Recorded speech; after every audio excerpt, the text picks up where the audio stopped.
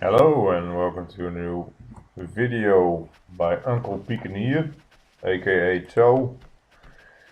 And I spectated this very game some 2 weeks ago. And I thought it was special enough to save it for later. So I will show this to you now. This is a nice game played between two really good players. Namely Raging Bullet from the Netherlands against Mex T, also from the Netherlands, arguably the best player we have at this moment, especially since Romek left, I don't know, maybe a year ago. He was really good, but Romek was inactive for a very long time, but came back like last week or something. But he is really out of shape. But that being said, we go to watch this game. This is a really close game. That's why I thought it was nice to share it, especially because their gameplay from both Bullet and Mex T are very similar. So they don't give each other lots of difference, lots of space, both in fighting, but especially in building, because they both have the same way of building, that is unlocking everything as soon as possible and then going for all four resources as quick as possible, then build from there. But they have a focus on wood. You often see them making a lot of woodcutters before 30 minutes. Usually Mex T does some variation with it. Sometimes he goes big iron or something, other harsh rush or something, but most of the time, if he plays normal, he plays almost the same as Bullet does all the time. He's always playing decent. Not much screw-ups by Bullet usually, but not much surprises as well. So you can say he kind of perfected his gameplay. And that's why he came so high in the rankings in the league.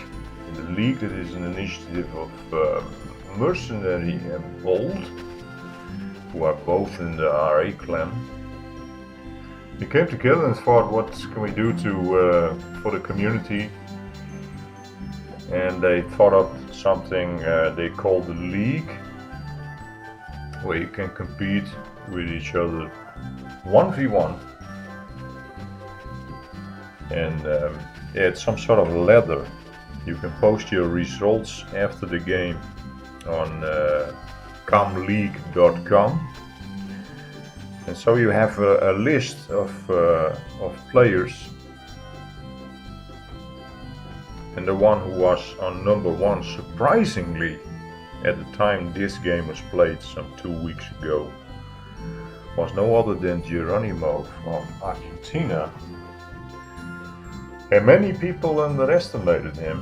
That's maybe also the reason why he came so high, but he had his strategy was going for pikes and bows only. Really easy to spam. Good counter for horses. And hard to defend from because of the numbers. So the winner of this game, numbers 2 and 3, will actually battle against Geronimo and go for the title game of the month. And the winner of that game will earn some extra 100 points, I believe it is. So let's see how this one goes. This is played on the Coast map. The player with the highest ranking can choose the map. And there are some, I believe, 10 maps you can choose from, including some of my maps. This map, I believe Golden Cliffs is in it. Raging Bullet's Eruption is in it. Coastal Expedition. My maps are Across the Desert 2, which I recently made, which is some sort of mirror map from the original Across the Desert. Was the first map in the game, by the way, for people who don't know, called 3 Continents in the original game. Defending the Homeland, Strange Deja Vu is in it.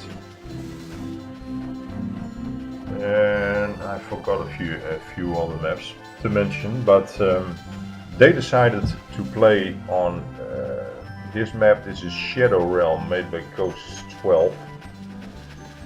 It's a pretty old map. It's the map he made, I believe, after the Golden Cliffs and Cursed Ravine, that 8-player map.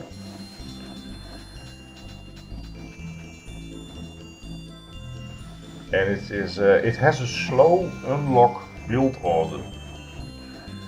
That's a big mouthful, but it means like if you build a school, you cannot build a woodcutter or a stonemason right away along with it. That's called fast unlock build order, which I like and use on my maps. And then you have like the normal build unlock order. That is when you build a school, then you can build woodcutter or stonemason. But Coach 12 likes to play his map in an old school manner. And there you will have to build a school. You need to set up an inn to unlock the quarries. And with the quarries you can unlock the woodcutter. And finally, then you can unlock the sawmill. That's, I believe, on all his maps, especially maybe Cursed Ravine, the newest version, which he isn't really that proud of. He names it a broken map. I think it's okay to play from time to time. That map has a normal unlock build order, I believe.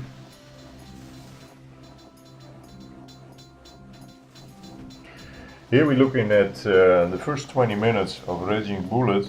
Who thinks it is necessary, like most other people, players do on this location, to go for the boot up here. And it maybe in his gameplay makes sense, because he needs to get up some towers here in this area anyway later on. When I play on this location, I rarely go for trees up here, because you know, roads will be too long, so your efficiency will go down. But then again, most players do build like that. And yeah, Bullet, I believe Bullet was on rank 2. So he didn't choose map but choose locations. At least that's what the player with the lower ranking does. If so, then I do not really understand why Bullet played here on this lock, which most people consider to be one of the hardest locks on this map. And this one is considered one of the best locations on this map. Here we see Mex T in action. This is a good lock because mainly the space. Most people place their farms here. You can place a lot of farms in this area. Another nice thing, in my opinion, is you can go for trees and you can put up like all your woodcutters in this area. You need to go there anyway because you need this fish.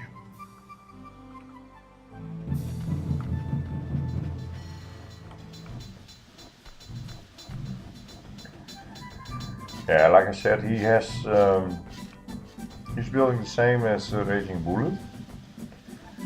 Unlocking everything as soon as possible. Then mainly focus on boot farms. But his iron is usually not that late.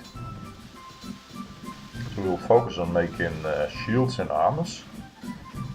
and then later on placing some weapon smithies, 2 weapon smithies to catch up, and that way you can have a real nice amount of swordsmen peacetime. The best way to spam if you want horses is not build a stable right away, but build a swine farm. Ideally you can go for 2, sometimes 3 before you go stable, but what probably works best is 2 big farms, stable, and then another big farm. But food is pretty low on this map, so you will need to have some extra wine along with it, or maybe a bakery.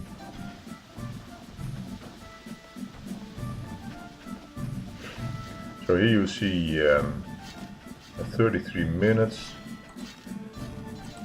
His iron is nice on time. They're supplied with enough coal. 6 farms, 2 piggies, and 3 iron mines. Not forget that it's a good player defines himself. You can see it a lot that they unlock their iron mines. All of them, mostly pretty early in the game.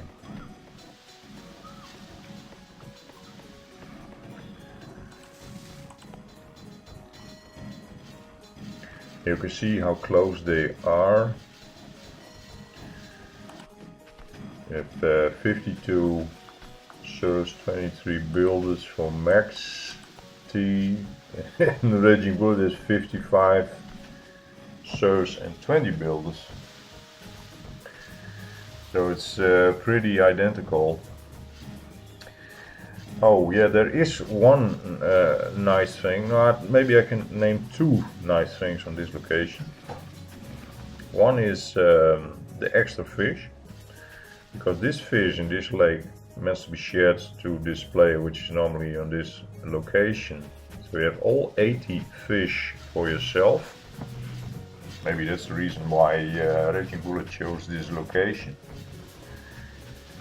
And another nice thing on this location is that it's easy to defend. It's pretty easy. It's only this big entrance, and you have here some small, but I've never seen people attack through here. But what I like about this location, I haven't played this map really that much, I think, but when I played this, I think I played most on this location, because you can keep it really small here, so your efficiency will be pretty good if you don't have a big base. If you do go for big leather, like those guys playing today, then it's a different story.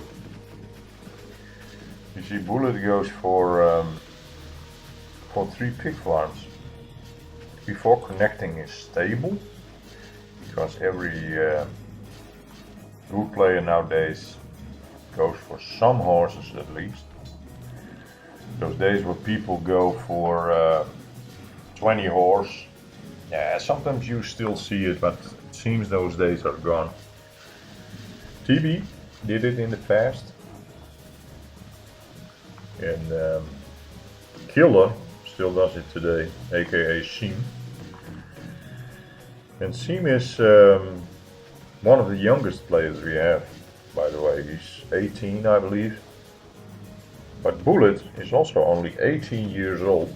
He's already playing some years with this now. Mex T is a bit older, but still can still consider him a young player.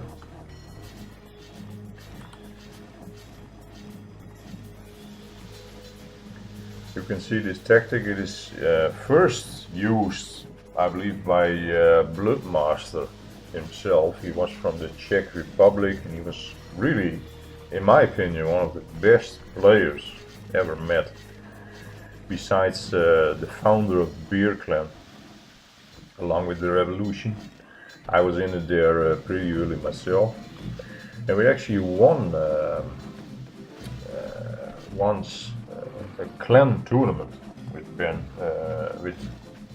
beer clan, which was nice. But Blood is not active at the moment. Revolution, same story.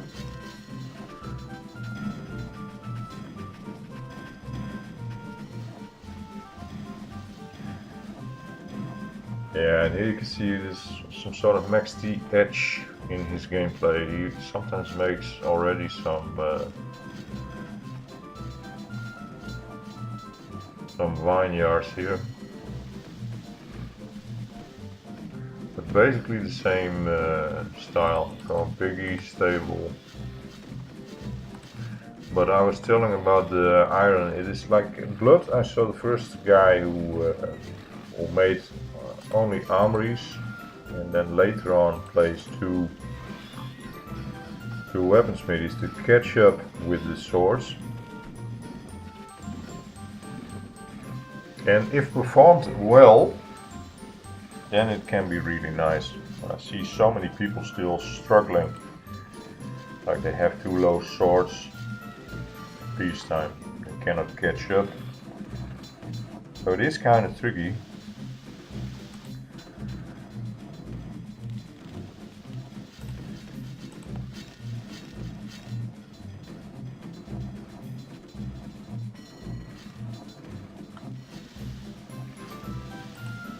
Yeah, it's really difficult to spot errors.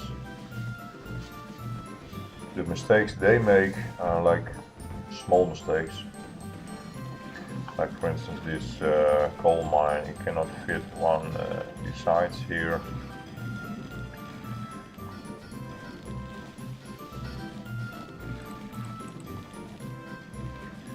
And his gold from Raging Bullet was set up a bit quicker than Mex T, but still he struggles with enough recruits, as you can see later on. So maybe he makes some extra surs. I don't know, we have to see.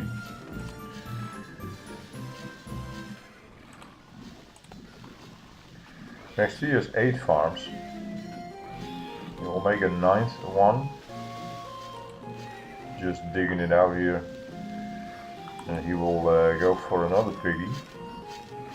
And if you have 4 pig farms active, there's enough corn supplied into it. There is really no need for starvation if you have a double butcher. Unless you go 100 plus serfs or something, but I rarely see things like that these days.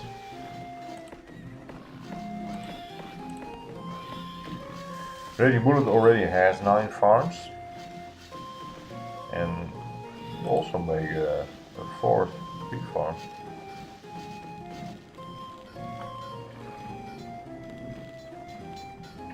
And 3 gold smelters, which you don't see people do that a lot. For me, I sometimes struggle with gold, and there are actually 2 things you should do if you want some nice group of recruits peacetime. Or you should store gold from the beginning, but it's pretty hard because you're making usually surs till over 40 minutes. But if you go like a double gold smelter in the 20th minute, then you will definitely have some excess gold chests you store. And if you then set up a school in about 45 minutes, then you shouldn't have any problem with recruits. Or you can set up 3 gold smelters, but do it before 50 minutes, otherwise it will be too late to make enough recruits.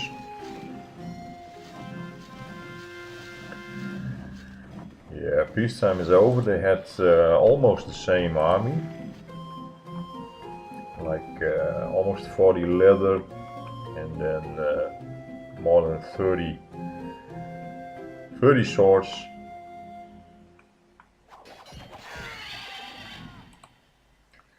Here you can maybe spot some differences. Because Mex T is doing some good scouting.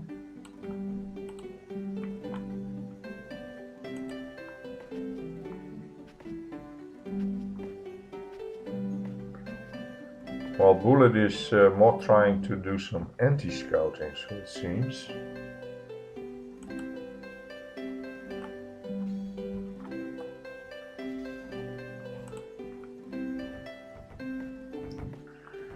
You see, it's really easy to wall off here with some towers. You can place some pikemen like he did to prevent some early scouting by knights.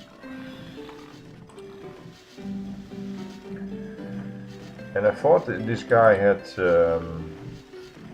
enough of gold chests, but still you see he needs some more recruits.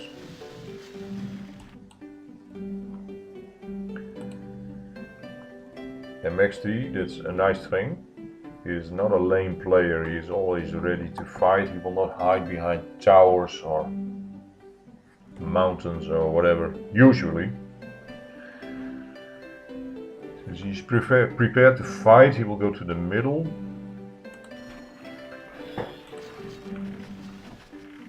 He had enough recruits.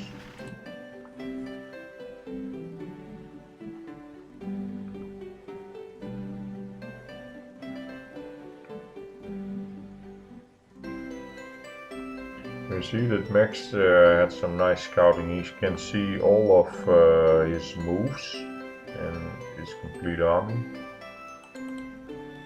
While Bullet actually can't see anything.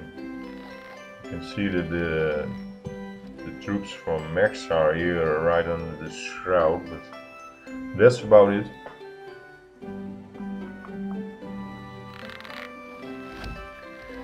And of course Mex T is playing aggressive because he knows Bullet is a really good spammer.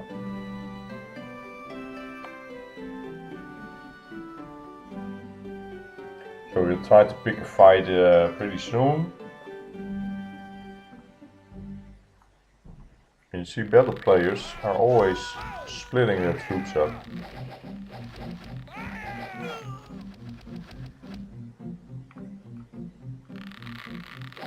And so you has some troops, some swords here and here, and he's splitting the pikes up in two groups, and then an extra horse for microing.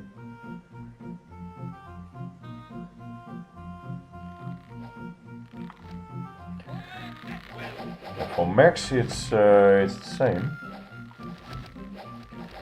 But you see, the problem by Mex is that he has his pikes here all the way in the right, and then two groups of swords here.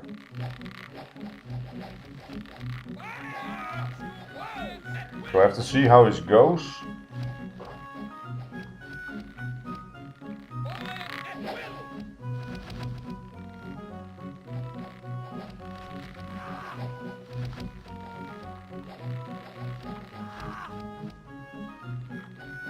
And another nice benefit, by the way, one thing that is overlooked a lot in team games, it can be really handy, but if you place your troops in this way, there is room between them for melee units or friendly units to walk through.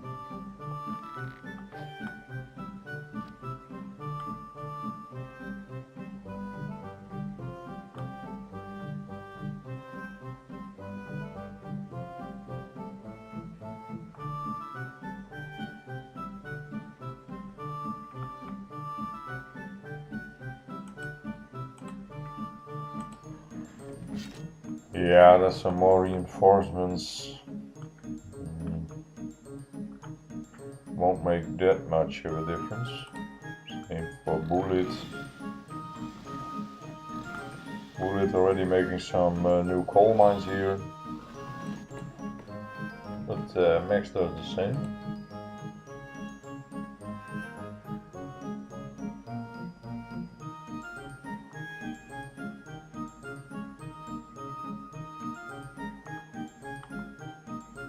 And I can see what Max's plan is. He wants an easy catch here on the pikes with his swords. It's have been catched now.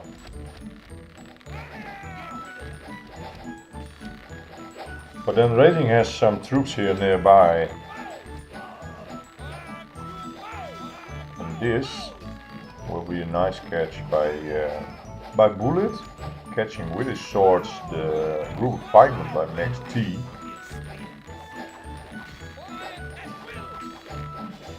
Trying to flank with some knights, but they're intercepted.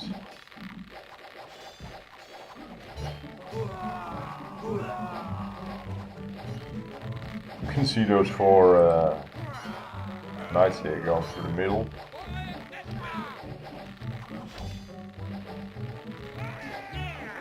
Still he won here, but he needs to retreat with his bows, giving Bullet time to use his bows to kill out the swords here.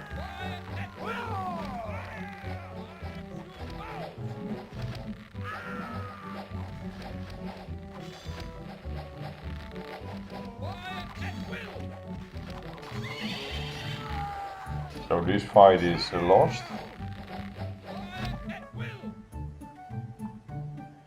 And Bullet has some knights left, so he can use it to kill off a lot of these bows if he micros them correctly, but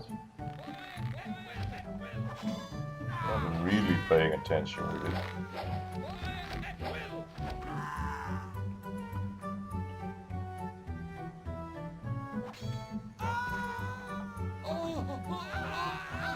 And then, yeah, what would you do in a situation like this? I would probably go behind the remaining of the troops of Mex.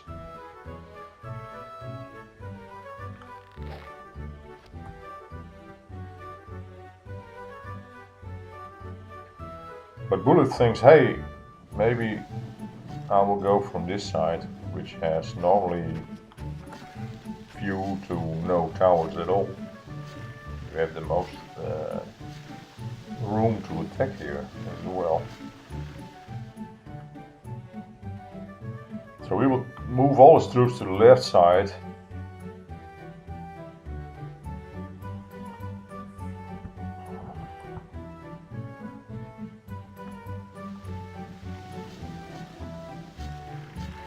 And Max knows what's coming, of course. He's making a tower here.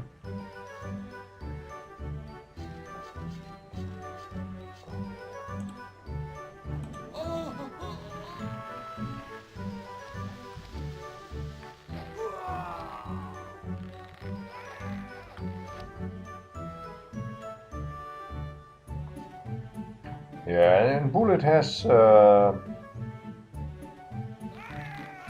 better troops at this moment.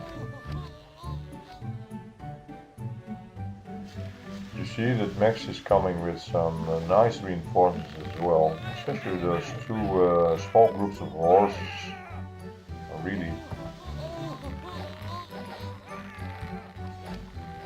really useful.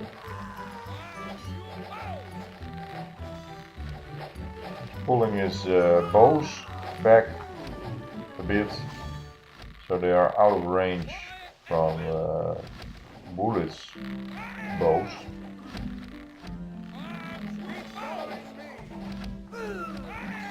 But it still looks like Bullet can win this. But it's all in the details. Nice flank here by the only knight.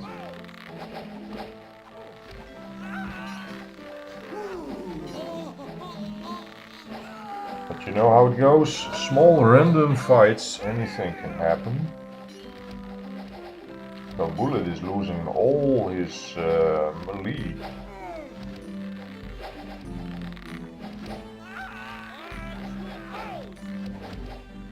That was probably a misclick by Bullet.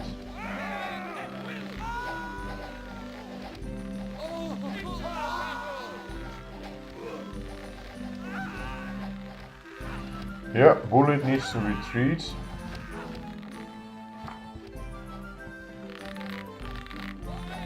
And is chased down, of course, by some knights.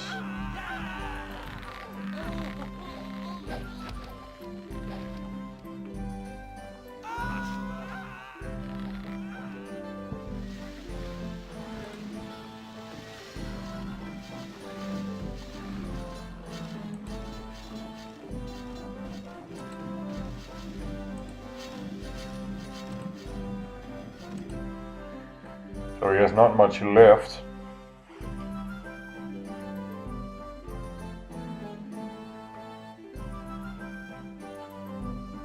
So what's now important is who is the best spammer.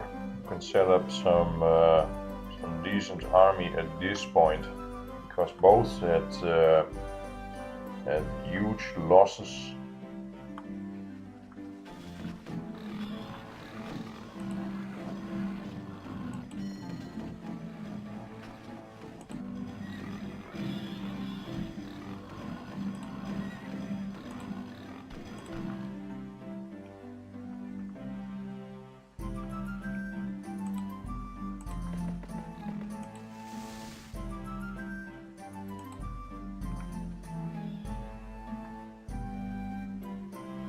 This is really a good way to defend, of course.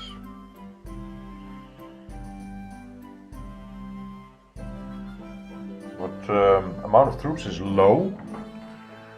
So let's see what Mex T will make of this situation.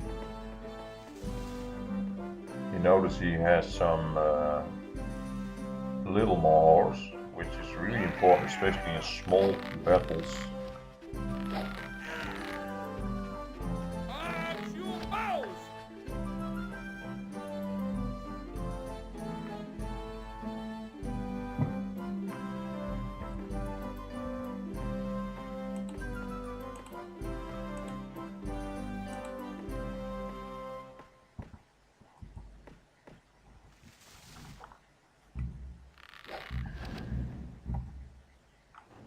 Yeah, he will go in.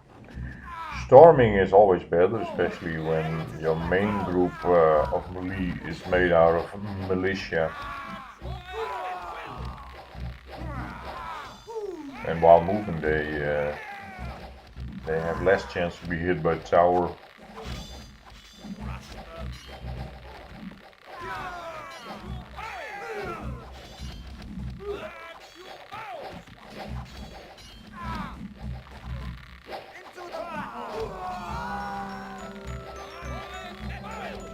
Yeah, I think the lack of bows from Bullet lost him this battle. And then, yeah, what can he do? He decides to retreat a bit into his base, trying to build a fast tower here, but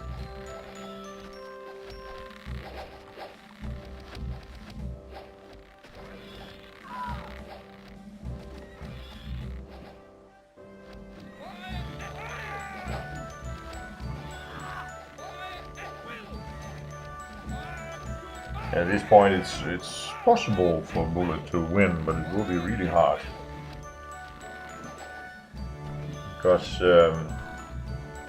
with Mex T's troops standing here, you see his 4 woodcutters in this area.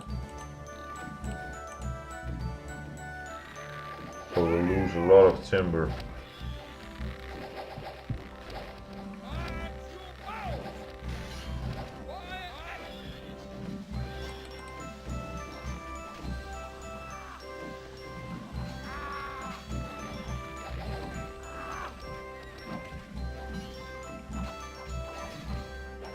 Yeah, and is he toying around? Why is he destroying these buildings?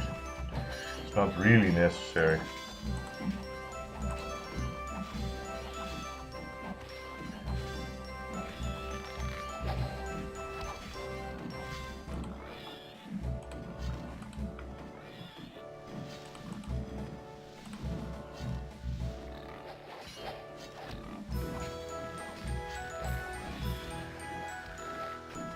Yeah, I think there's not much Bullet can do.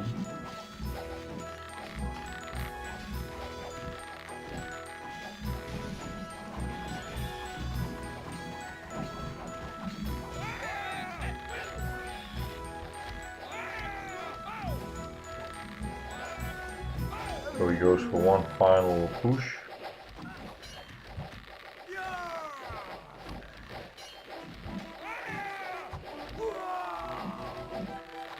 Trying to outmaneuver Mex T here with a group of X-Fighters.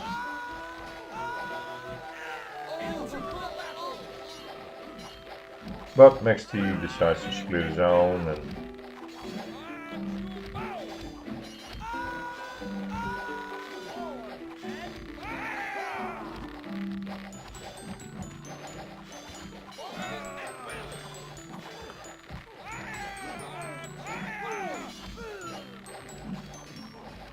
as you can see, all in all, it's a pretty close game. Bullet had Mex T. Needed to flee, and I thought he would lose this game. But then again, Mex T is also, in my opinion, really good when he has only a few units left and people are trying to come into his base. He's a master in defending.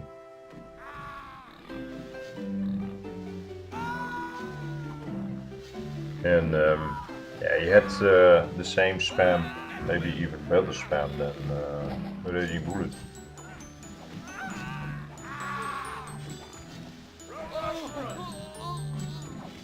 So he had no problem finish this game off with the units he had. I noticed his knights were really useful in this game. Although he didn't have masses of them. Just microing with 2-3 horses seemed to won him this game after the big fight. So this league game was won by Mex T, and he will play the title game against Geronimo. And this game was played already 2 weeks ago, and in that game he won easy against Geronimo. So Mex T is the best player in the month of May. So I hope you like this game and this shoutcast, of course, and I'd like to see you next time. Bye bye.